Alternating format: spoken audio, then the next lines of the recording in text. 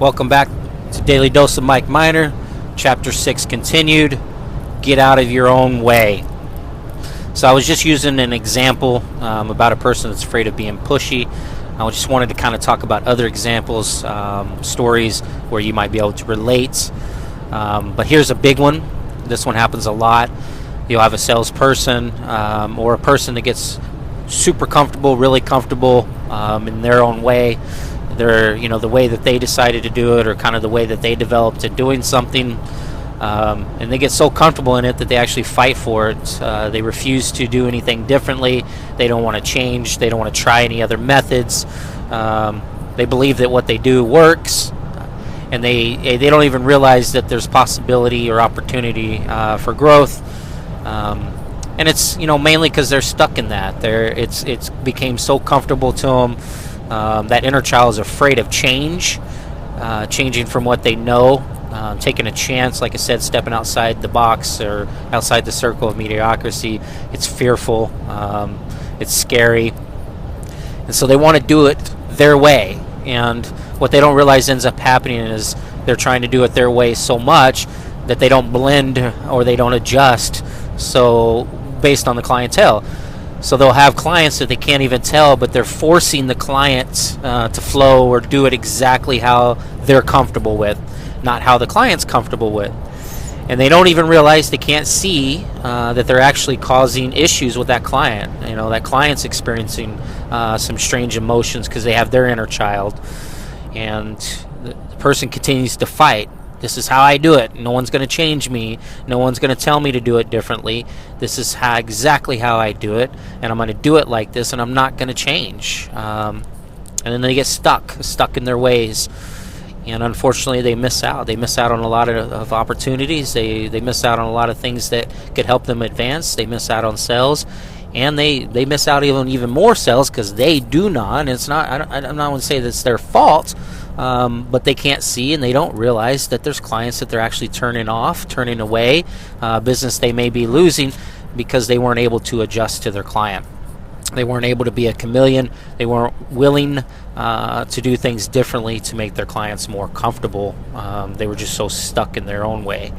So that's a common one. I see that a lot too. Another common example that'll happen is, and I take part in this. I learn not to do it with clients, but look, I'm a researcher. I like to know about things. I like to know details about a product, how long it's been around, what the quality of it is, what it's made out of, the warranties on it, where it's manufactured, reviews, and then just you can get into the technical stuff, exactly what material is made out of it, exactly what it's going to take to install this project or this product. The list can go on and on and on. And so what happens is a person that's, like that, they feel like, hey, before I buy something, I need to know every absolute last thing about it, every last technical thing. I want everything explained to me. I want to know how the job's going to be done, when how you're going to install it, exactly how much time it takes to do it. Every little detail you can possibly think of. And so what happens is that person now wants to spew out that information to every customer that they see because they believe in being technical. Their inner child needs that information, for some reason. They chase that information. So they don't realize, but they think in their own head, well, because I need it and I want it, so does everyone else. So should everyone else. So this client must want this information. And what will happen is they'll spin their wheels and they'll go on and on and on to a customer, and they'll be explaining so many details and so much information to the customer, and they don't realize that there's a lot of customers that they lose. A lot of customers that 5 seconds into the explanations, a couple minutes in, the customer's scatterbrained, they're off in a different world, and they're no longer paying attention to that person. And they don't realize what they're doing is they're affecting the inner child of the other person, because maybe the inner child of the other person, it doesn't feel smart, feels inferior to the person already, and now they feel like, man, this person's a bully because they're telling me all this stuff because I'm not smart enough to know, and I must be, stupid. And this happens. It's not seen. You don't see it. It's not like they're going to blurt out to you, but you can create that in that other person. Because why? You're stuck in your own circle. You're stuck in your own way, your own inner child, and now that person is upset and you're losing a client. or you're wasting time. You're giving unneeded information. You're spending time after time, which I believe in quality time, but you're not spending the right kind of time. And if you watch for the tall tale signs, the customer's going, okay, yeah, okay, well, what's this going to cost? The customer's not really asking questions about what you're explaining to them. So you have to be able to stop and identify, wait a minute, I'm talking too much. I have a saying that I teach. It's called keep it simple, stupid. Most people, I would say 97.5% or greater, don't know your products or don't know what you're offering. So it's not like they're going to need to know every last single detail. I love to leave it open because maybe only 10% or 15% of the people want details. And when they do want details, like engineers, for example, they need details. When that customer wants details, they're going to ask you for it. And then that gives you every right to give every detail possible. But it's very few people that actually ask for it that really want that much information. What they want to know is it a good product? Is it going to make a difference? Is it worth me spending money on it? And is it going to solve my problem? And can I rely on it? So they don't need tons and tons of information given to them. So that happens. I've been caught on that. I've done that. I get too excited, and inner child comes out and wants to sound intelligent, wants to be heard. So it feels like, hey, if I got all this information, I share all this information, I'm going to look very, very smart to this person. They're going to trust me because I obviously know what I'm talking about, right?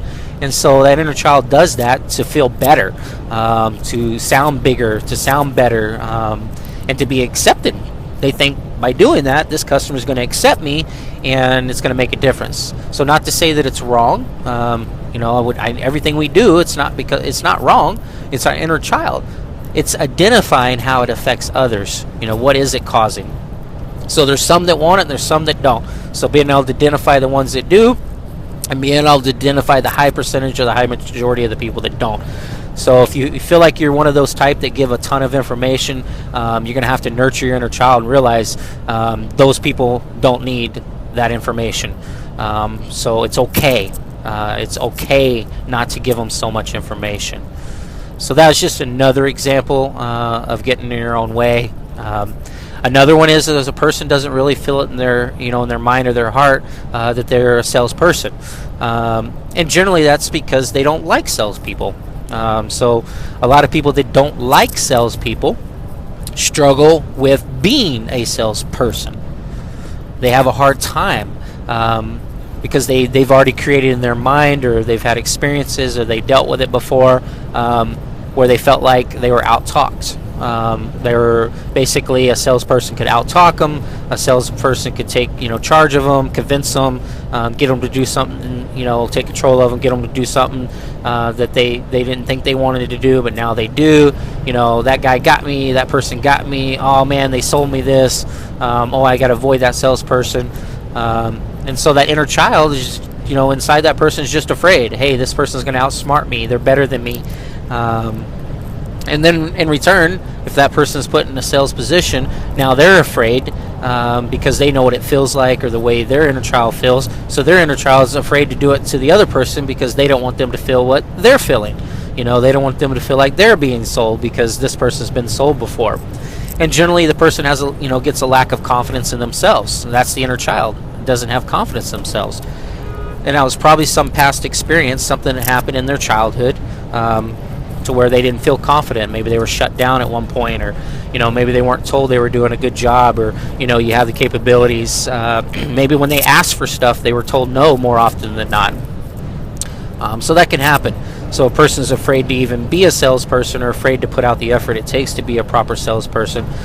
So they get in their own way, and again, they lose connection with the customer. The customers can read that. They're not able to be a leader. They're not able to take control of the situation. Their inner child comes out. The customer's inner child comes out, and we're just back on the playground, lost on the merry-go-round, going around in circles, and unfortunately a sale is not taking place. So that's another very, very common one that will occur and will happen to some of us out there. Even that, I've gotten myself caught up in before. Lose that confidence, and can I be a salesperson? especially when I get in a situation with another type A personality or another leader that sounds smarter than better than me. It causes my inner child to feel inferior and to shut down and not want to perform at the level I know how to perform, because I'm just afraid that these people are better than me. So that'll definitely happen to a lot of us. Another one, inner child, that really comes out is fear of rejection. Now, I got to tell you, if you got fear of rejection, that's going to be very difficult in sales because rejection happens a lot. Now, granted, the steps I'm going to teach you and the process I'm going to teach you can help overcome rejection and objection. What folks have to realize is not really rejection, it's objection. They're objecting to something. They're not technically rejecting you. But our inner child takes it personal. So when we're told no, we take it personal. We feel like they're saying that to us. They're rejecting us directly. So we take it personal. So we get fear of that rejection. And that's true. Even that I suffer with. Say with my wife, I know she's upset at me and I'm afraid to go over and hug on her or even say I love you, because I'm afraid that she may not immediately say I love you back, or she may not want to hug me. And then I get fearful of rejection, and so what happens is I don't even try. And then when I don't even try, of course I fail, because I miss 100% of the shots I don't take, because the rejection stepped in. And that rejection is just the inner child, and where my inner child come from is I had a lot of rejection, actual rejection, and then lack of love, lack of hugs, lack of being told I love you, and so I'm fearful. That rejection got created, so the inner child comes out. So it's even come out in sales with me. I was afraid. I was like, shoot, if I bring this up to the customer, or if I offer this, if I try to do this, all they're going to do is reject me. So then I start to prejudge and wonder, hey, is this customer going to say no? Maybe I can outsmart it, and this is the type of customer that's going to reject me. This is the type of customer that's going to say no to me, and subconsciously we don't even realize it, but why even try? So it's so common that guys, and gals will feel that fearness of being rejected, fearness of being told no, and so by doing that, they don't even try. There's things that they don't do because they're afraid they will be rejected. So that happens a lot. If you're fearful of rejection, you've got to look at that inner child. You got to nurture that inner child and just let that inner child know it's just objection.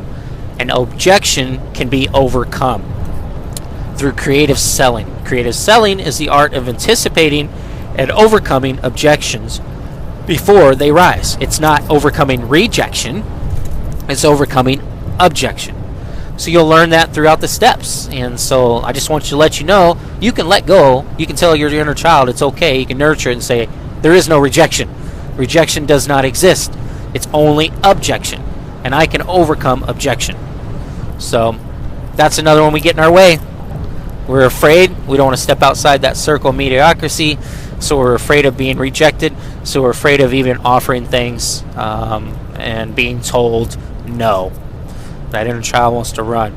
Well, maybe the way you can overcome it is just get told no over and over and over 100 times until you finally realize, hey, I can overcome it.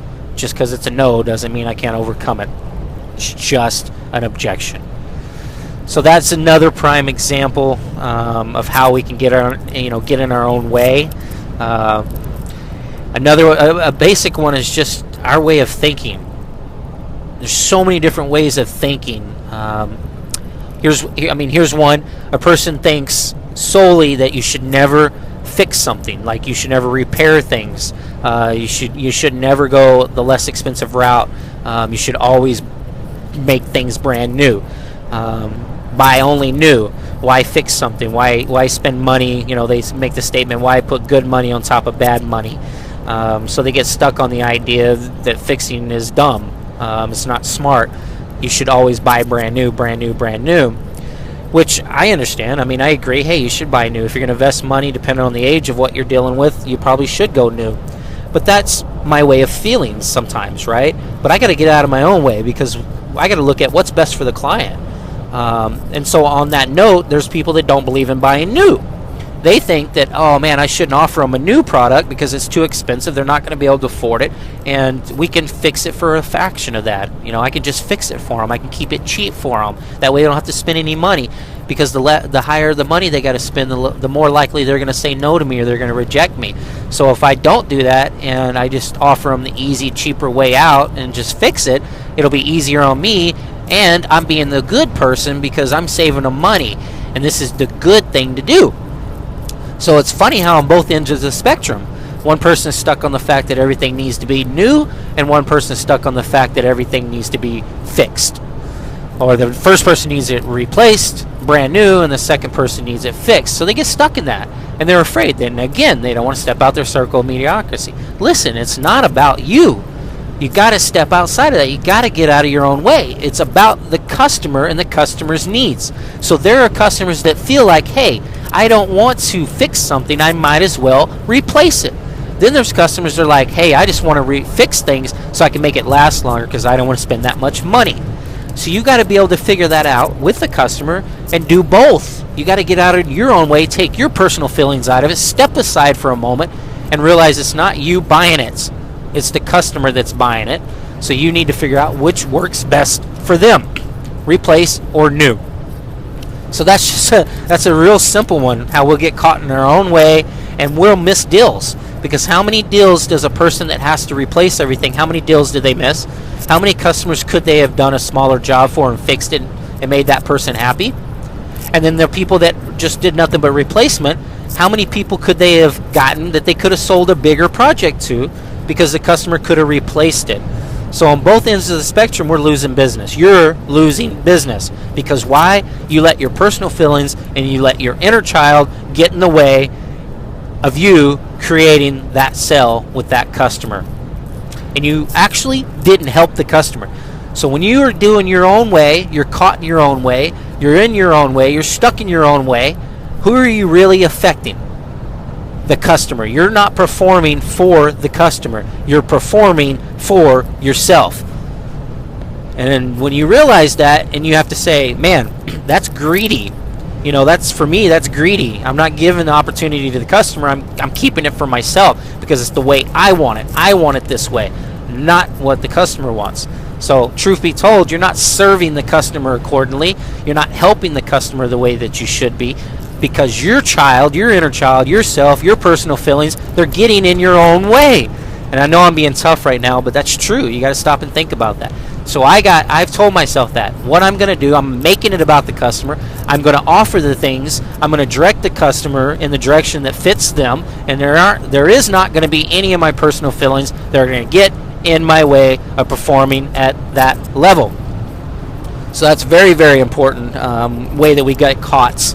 We get caught up in our own way, our own personal way. We're not willing to adapt, and we're not willing to adjust. We want to stay safe. That inner child wants to stay on its playground, doesn't want to step off that playground onto someone else's playground or onto a much larger playground. Just wants to stay still and just wants to stay safe. So that's the just some more examples. You may relate to some of them. Man, there's so many more if I could think about them right now. Ways that we can get caught up and get in our own way. I mean, there's a ton more. But those were examples and stories. I know I relate to just about all of them on times, all of them at different occasions, because my inner child comes out too. So just stop and think, how do you get in your own way, and what can you do to change that? What can you do to make that a difference? Here's a good one I got to finish with, where we get in our own way is, such as financing, or even a certain product, being a brand of a product. So we'll get a personal feeling, right? I like this financing because it does this. I like this product because it's easier to sell, or because it has a better warranty, or I like this exact product here because it's what I would buy. So it's so common, right? And it's usually due to the fact that it's what we know. So for example, I know this product because I've sold this product more than 2 or 3 times. I am familiar with this product. I'm comfortable with this product. I'm comfortable with the details of this product. So it's the product I'm going to sell. The same thing applies with the financing program that you may have been taught. You're comfortable with that program. You've understood that program now. You've used that program. And so it becomes the program that you believe in, and it becomes the program that you tell everyone about it. And so you don't want to step out the circle and learn another program because this is the one you know and this is the one you're comfortable with.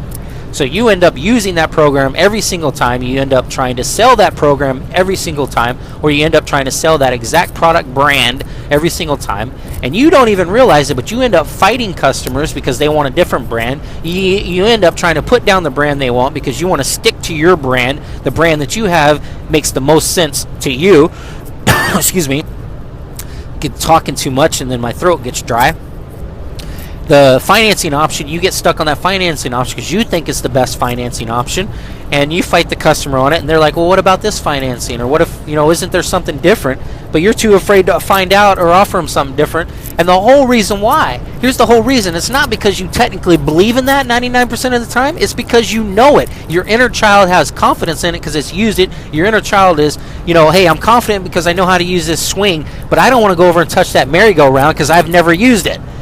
And then you're afraid. You're scared to try something different because you're going to feel inferior. You feel like you're going to make a mistake, and you're going to feel like you're not able to accomplish it. So you're just going to go back to what you know.